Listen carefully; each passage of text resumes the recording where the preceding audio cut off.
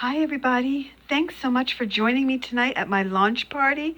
I am so excited to be part of the Usborne book and more family. I want to take a couple minutes and show you some of my favorite books that came in my kit. There were 20 of them, and it was really hard to narrow them down. But of course, as many of you know, I do love llamas. So the first book I picked is That's Not My Llama. And as you go through, you're going to see every page has some type of a touchy-feely on it for our young children. So we're going to go through, and he's looking for his llama, and he have patches that are smooth, and we've got hooves that we're going to be able to touch. And we've got a nose here that's just a little too fuzzy. And our poor little mouse just goes on and on looking for his little llama. And finally, at the end, he finds him, and his ears are just so soft. So That's Not My Llama. The next book that I have for you is Jonathan James and the What If Monster. I love this book. It starts out with poor little Jonathan going through his day, and everything's a what if. What if you tumble? What if there's wind? What if you slip and you hurt your knee? And the whole book is all of these poor little what ifs when he goes swimming, when he's trying new food, and what if this happens or what if that happens? But then as he goes on and on, what if you run a race and you're last? But then all of a sudden, Jonathan starts to think, what if I do something and it actually works out for me?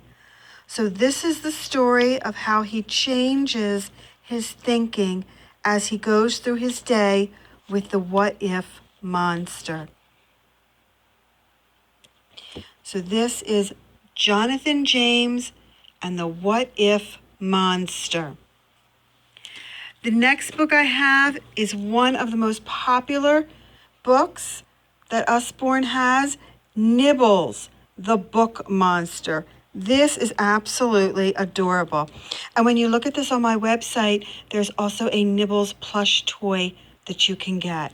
This is great. So we're starting with Nibbles, and you're going to see this is all cut out on the cover. And here we go. This is a story about a little monster called, and we can open up his little door, Nibbles. And Nibbles is going to go through this book. He starts his day, he's going through the book, and he loves to nibble everything. He loves to nibble on toes, he loves to nibble on hooks, and oh no, he loves to nibble on books also. You can see here's a hole where he has nibbled. On this page, you have to find Nibbles as he's nibbling through the books. We've got some footprints here that we can follow, and we have to find him. And he's nibbled his way into somebody else's story. He's nibbled his way into Goldilocks and the Three Bears. There's the hole that he's nibbled. And so then it's a little mini story inside our book. And he nibbles his way through. But he's not done there. He finds Little Red Riding Hood, and he just nibbles his way through this book as well. So it's another little mini book inside. And he keeps on going, and he finds Jack and the Beanstalk, and off he goes, nibbling, nibbling, nibbling his way through this book.